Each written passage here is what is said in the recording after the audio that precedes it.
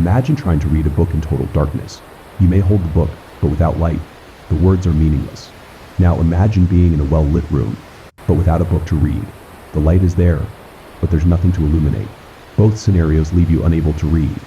This analogy captures the essence of Immanuel Kant's famous statement, "Percepts without concepts are blind, and concepts without percepts are empty."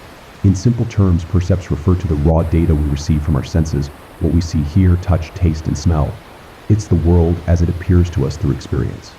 On the other hand, concepts are the mental categories or ideas we use to make sense of those experiences. For example, you may see a four-legged, furry animal.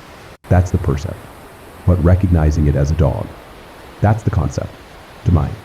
Kant argues that percepts and concepts are two sides of the same coin.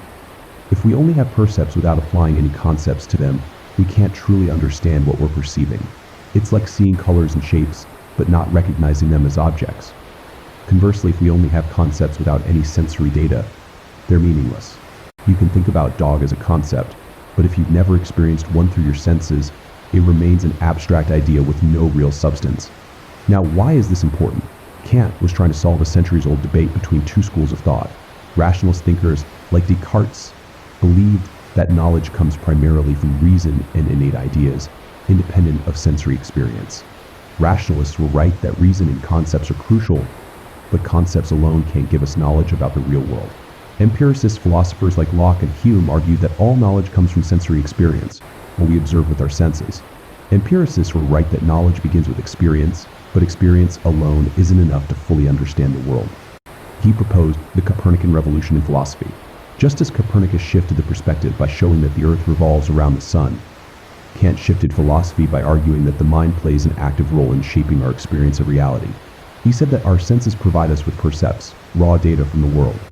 Our mind organizes this data using concepts like space, time, and causality to make sense of it.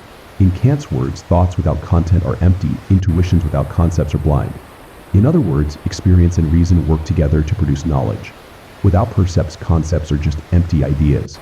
Without concepts, percepts are meaningless impressions.